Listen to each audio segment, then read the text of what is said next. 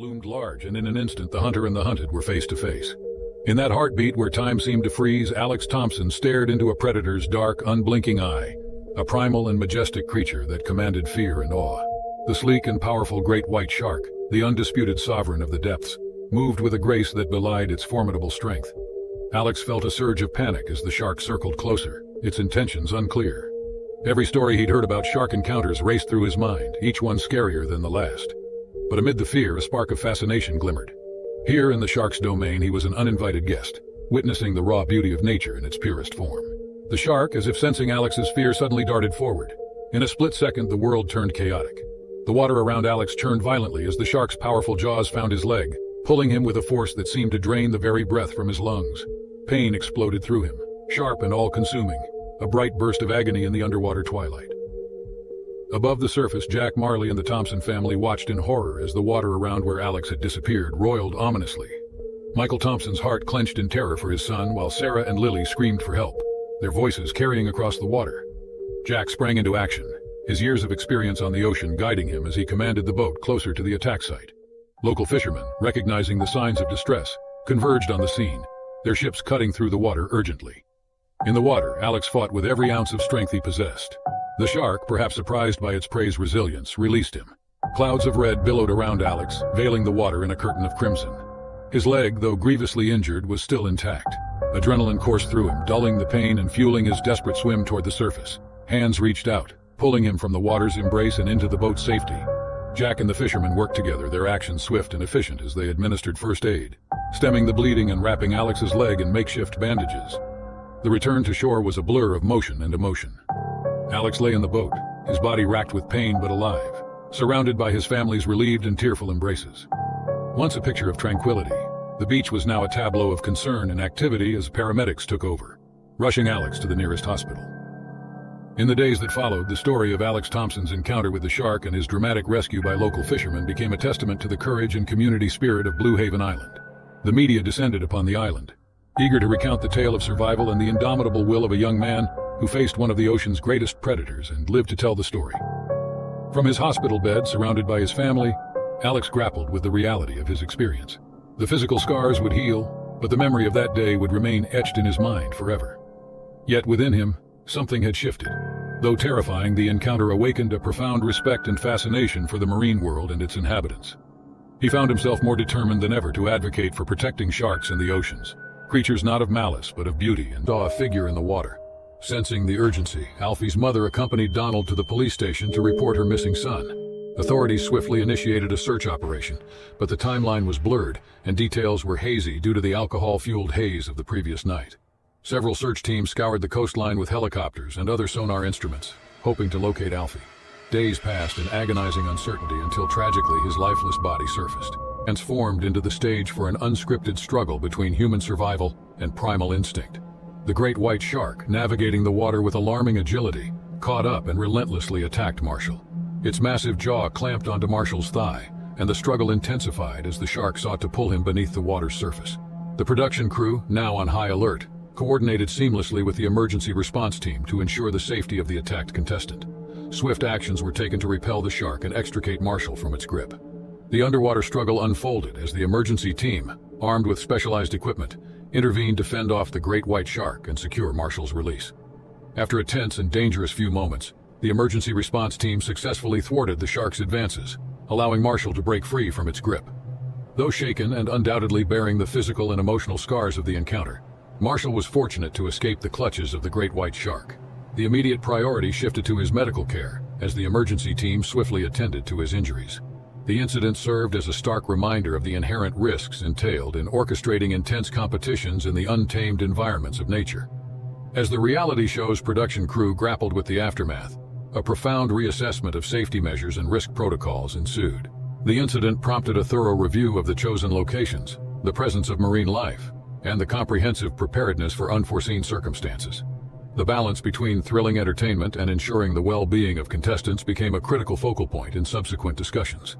The unscripted encounter with the great white shark left an indelible mark on the reality show, reshaping its narrative and forcing a reckoning with the unpredictable nature of the wild. Marshall's survival became a testament to the swift and coordinated response of the production and emergency teams, highlighting the challenges inherent in staging high-stakes competitions in the uncharted territories of nature.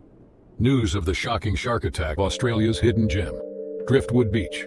Located off the beaten path along the northern shores of New South Wales, Driftwood Beach was a secret known only to a select few, where Australia's wild beauty was preserved and revered. Its isolation made it the perfect escape for those like Finn. Essentials: his surfboard, a worn-out wetsuit, and the eagerness of a soul destined to chase the waves. The drive to Driftwood Beach was a ritual, the winding roads a prelude to the awaited serenity.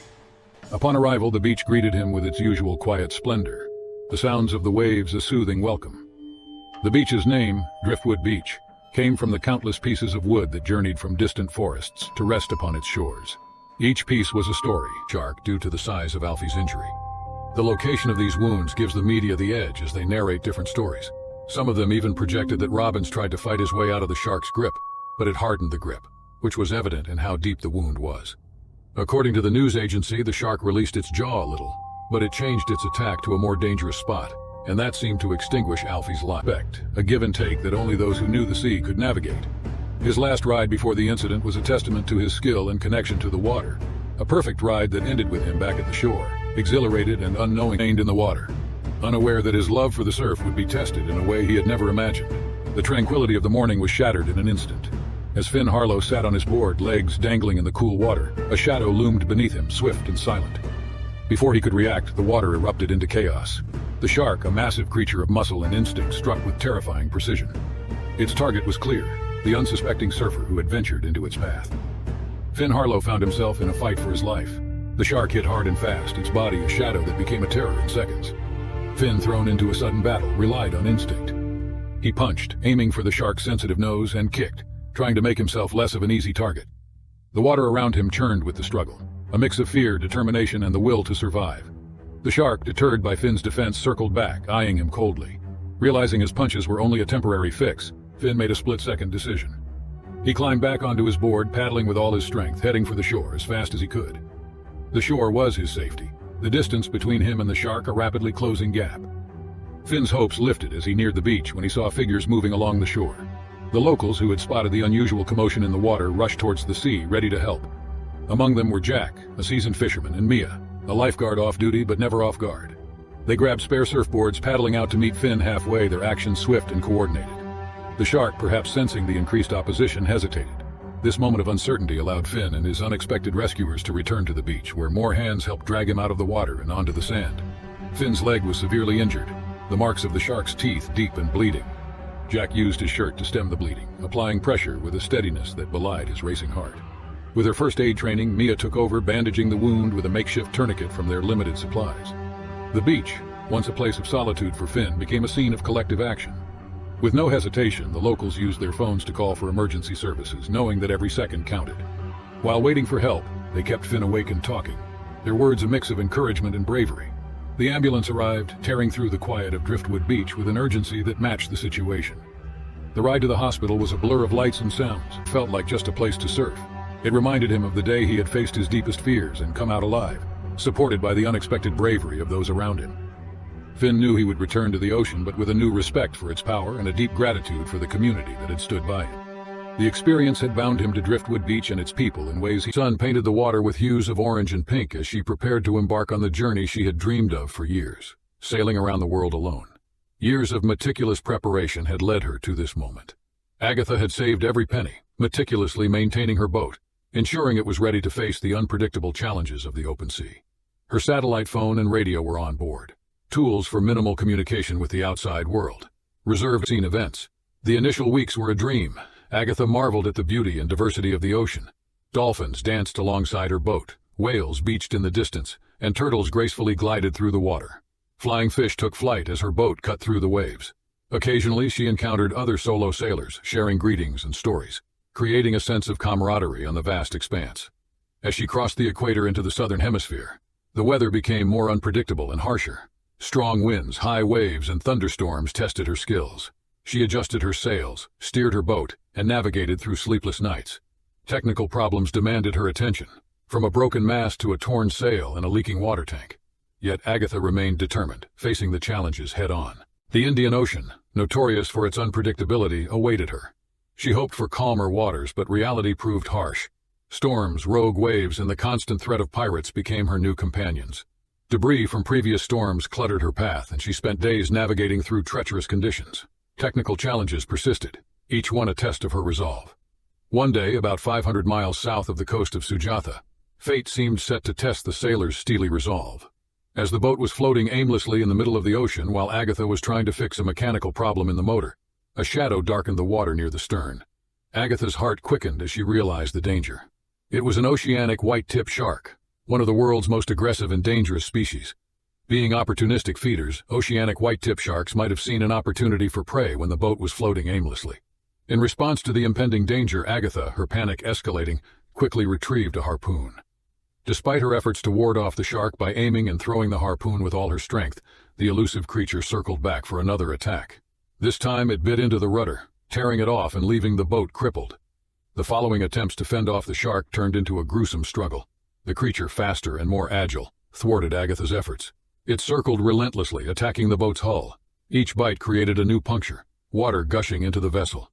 Desperation set in as Agatha threw harpoons in vain, the shark seemingly predicting her every move. Suddenly, the agitated shark rammed into the small cabin, causing Agatha's belongings to scatter into the ocean. Terrified and with nowhere to go, she grabbed and wore a life vest, then sprinted to the bow, jumping into the life raft attached to the boat. Cutting the rope, she pushed away, hoping the shark would follow the sinking boat and leave her alone. She was wrong. The shark, enraged and wounded, pursued the life raft. It attacked, biting into the rubber and deflating it. The cold ocean water enveloped Agatha as she found herself in a nightmare, face to face with the relentless predator. Frantically swimming, Agatha knew she couldn't outpace the shark. The water churned as the creature closed in. In a desperate search for anything that might help, she spotted a flare gun amidst the debris. Grasping it, she fired it into the air, hoping against hope that someone would see it and come to her rescue. Her attempts with the flare gun seemed endless, but Agatha's hopes dwindled with each empty shot.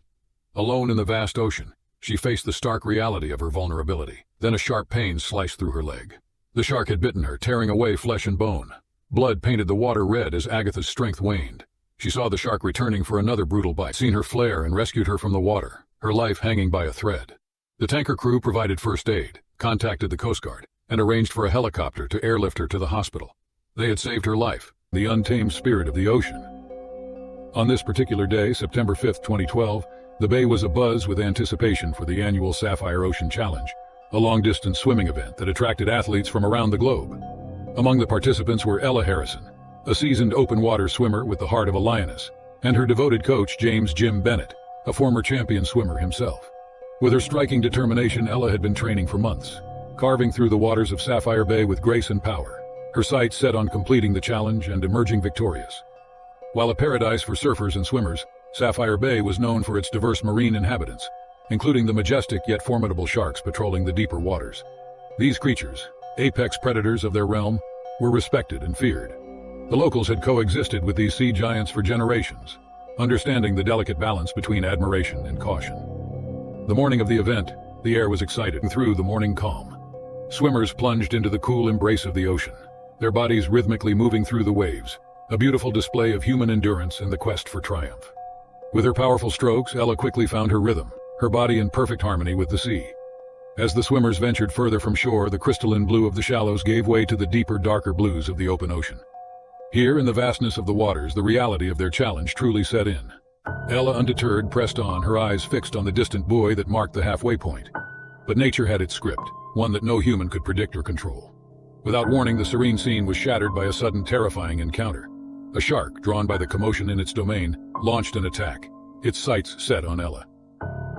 The predator's approach was swift and silent, a stark reminder of the ocean's hidden dangers. The first sign of trouble was a sharp, excruciating pain in Ella's hand. In a display of raw power, the shark had latched onto her, its teeth quickly cutting through the water and skin. Panic ensued as Ella fought to free herself from the shark's fight for life. Around them, the water turned turbulent, a chaotic blend of thrashing and shouting as the other swimmers and support crew raced to Ella's aid. The shark, perhaps startled by the sudden flurry of activity, released its grip, disappearing into the depths from whence it came. The aftermath of the attack was a blur of motion and emotion. Ella was quickly pulled from the water, her hand grievously injured, the dream of victory now the furthest thing from her mind. The race ended abruptly as safety boats converged and the air was filled with sirens and urgent voices. The beach, once a starting point of dreams and aspirations, had become the scene of a stark reminder of the ocean's unpredictability and the inherent risks of venturing into the domain of nature's most adept predators. Ella Harrison, once a content concern for the fallen swimmer. Transported to the hospital, Ella's journey from the emergency room to the recovery ward was a blur. Nestled between the jagged cliffs and the relentless waves of the Atlantic Ocean, was home to a community that thrived on the sea. The locals of this quaint town relied on the ocean's bounty for their livelihoods, as they were known for their fishing industry. During one fateful summer, a sequence of events unfolded, forever altering the lives of those who resided in Crest Haven.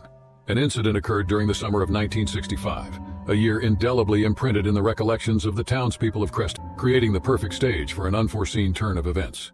While researching the local shark population, Emily observed that the usually calm sea creatures exhibited unusual behavior, which caught the townspeople's attention. Emily's findings revealed a disturbance in the marine ecosystem, which had the potential to disrupt the delicate balance between predator and prey.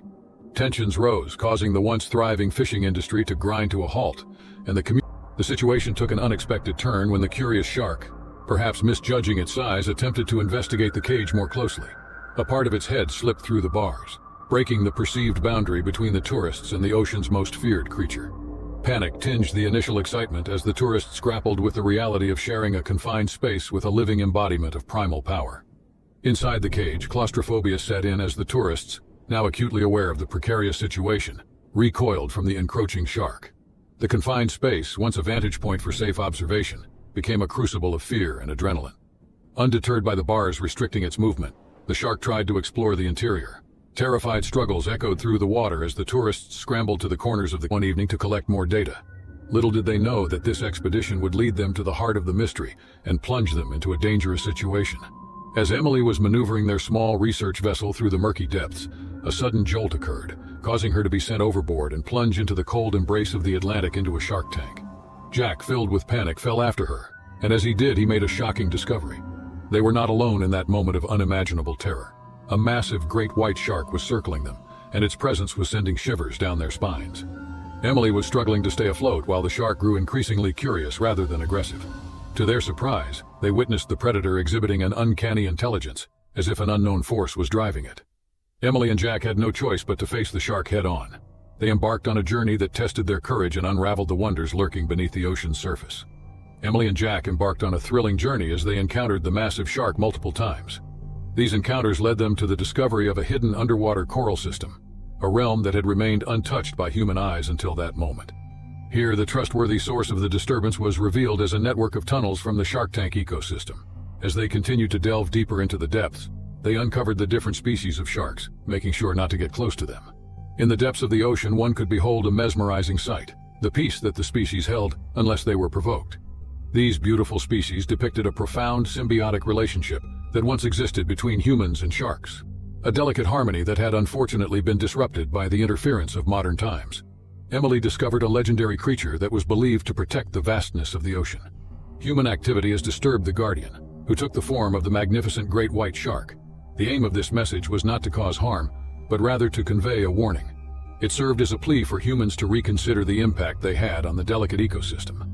Emily and Jack, who were united by a common cause, made the decision to share their exciting discovery with the entire town.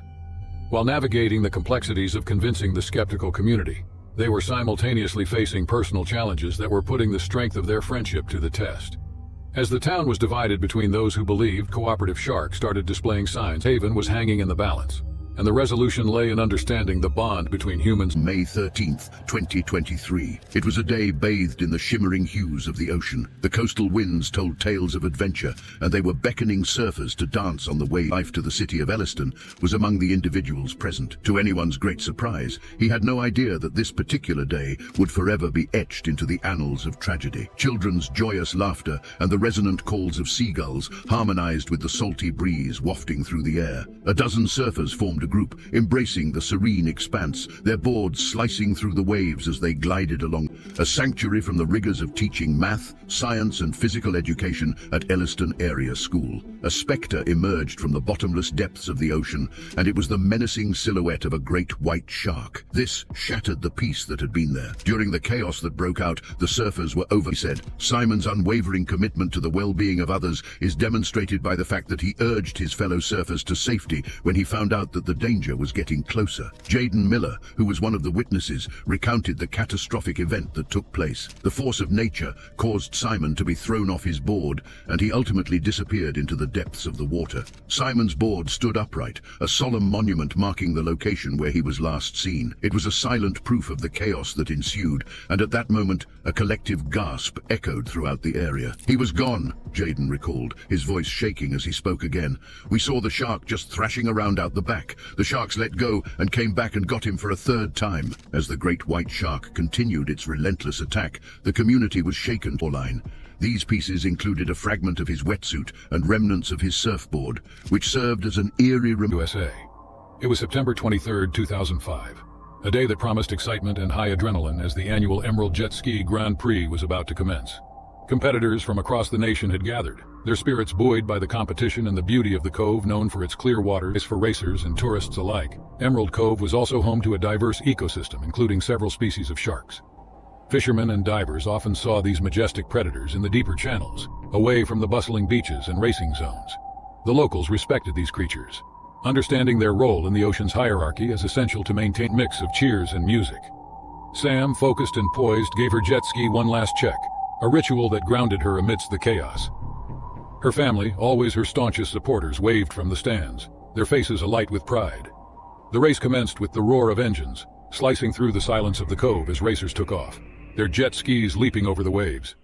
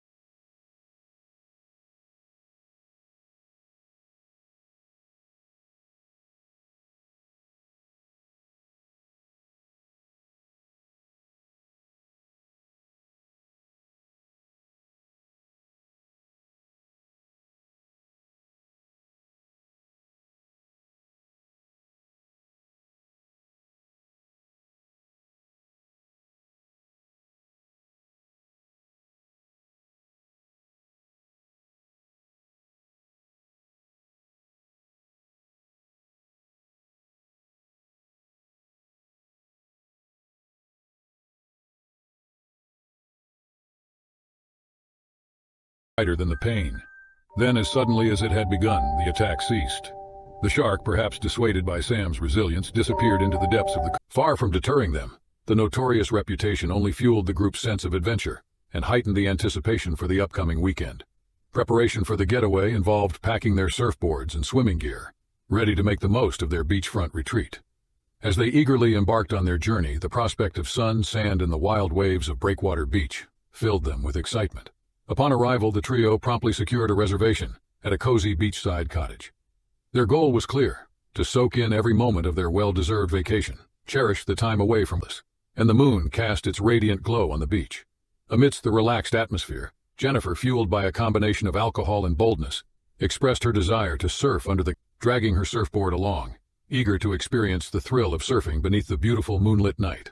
As the two boys decided against surfing, they opted for a relaxing swim, paddling with their hands while holding onto their surfboards. While Jennifer eagerly awaited the perfect wave, the friends, lying on their stomachs on their surfboards, engaged in playful splashing, creating a carefree atmosphere. However, the joyful scene took a terrifying turn when a blood-curdling scream pierced the air, emanating from Jennifer's direction. Startled, the two boys swam towards the source of the commotion, only to find Jennifer in distress.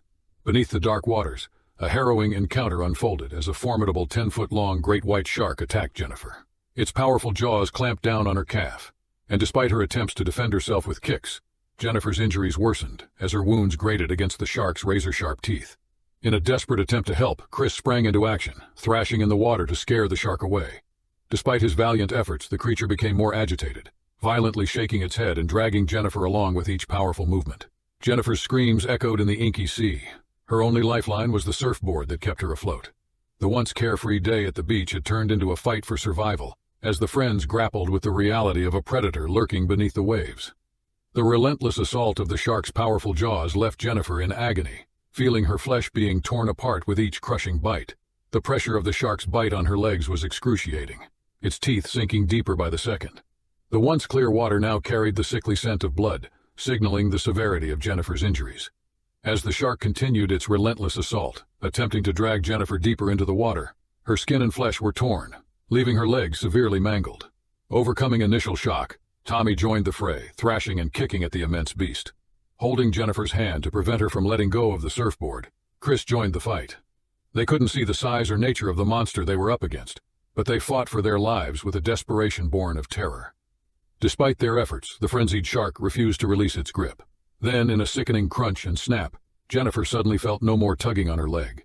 The shock of pain overwhelmed her, but it became apparent that the shark had finally let go. Seizing the opportunity, Chris pulled Jennifer out of the water and onto her surfboard. The horrifying reality unfolded as Jennifer's leg came into view. The shark had not relented. Instead, her left foot was missing. Chris's urgent scream broke through the haze, jolting Tommy back to reality. With adrenaline pumping, the two boys scrambled onto their surfboards, paddling desperately towards the shore, avoiding any glance back, afraid the shark might be in pursuit.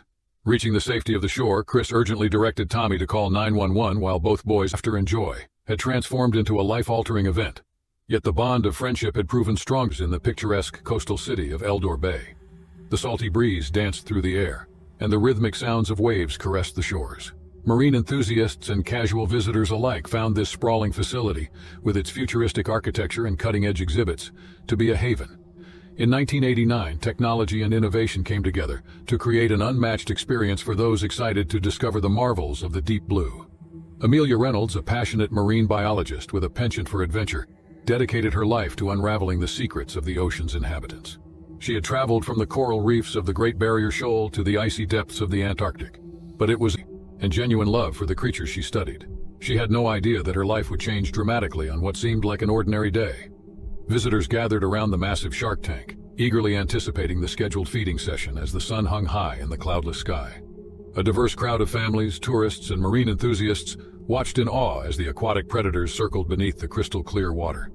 They were unaware that fate had selected this day to craft a story that would echo throughout the years.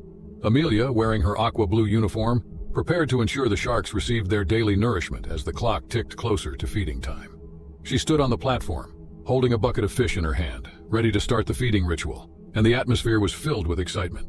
The sharks glided through the water, varying from sleek hammerheads to majestic tiger sharks, with an eerie grace. Poseidon, the great white shark, dominated his domain as the ocean's apex predator. The spectators were unaware that Poseidon was more than just a creature of the deep. It had become a living legend, a symbol that inspired both awe and fear. The feeding session started, and chunks of fish were dropped into the water, causing a frenzy of activity among the sharks. The predators darted with precision to snatch their meals, fascinating the crowd. Amelia, who was focused on her task, moved with practiced efficiency and ensured each shark received its share. Without warning, Amelia felt the platform beneath her shudder, which sent shockwaves through her body. She desperately clung to the railing, her heart pounding in her chest as she lost her grip on the bucket of fish. She teetered on the edge, causing the crowd to collectively gasp as she helplessly watched her impending fall. She quickly fell into the shark tank as the world around her transformed into a watery abyss. The cold embrace of the ocean enveloped her, and for a moment it seemed like time lost its grip. She felt panic as she kicked towards the surface, seeing the sharks transform from majestic creatures to potential threats in her desperate struggle for survival. Poseidon sensed the disturbance, so it circled closer, casting a shadow over the terrified biologist with his immense form. Amelia's leg got entangled in the feeding mechanism, causing her to be suspended in the water while the apex predator approached. A symphony of horrified gasps and screams erupted from those who were present. A team of skilled divers trained for emergencies, known as the Shark Tank Authorities, took immediate action. They wore specialized gear as they descended into the tank, carefully navigating the murky depths to reach Amelia. The delicate dance between humans and sharks unfolded, as they performed a ballet of danger and determination in the shadowy depths. The tension in the air thickened as each second passed. Despite being a formidable force, Poseidon appeared to perceive the situation's urgency. The diver, armed with precision and courage, diligently worked to free Amelia from the grip of the feeding mechanism. The predator and rescuer continued their ballet, performing a high-stakes act where life hung in the balance. Finally, the onlookers let out a collective sigh of relief as the diver successfully freed Amelia from Poseidon's jaws.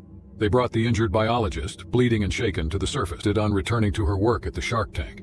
However, this time she wasn't just fulfilling her duties. She embarked on a personal quest to bridge the gap between the human world and the enigmatic realm of sharks.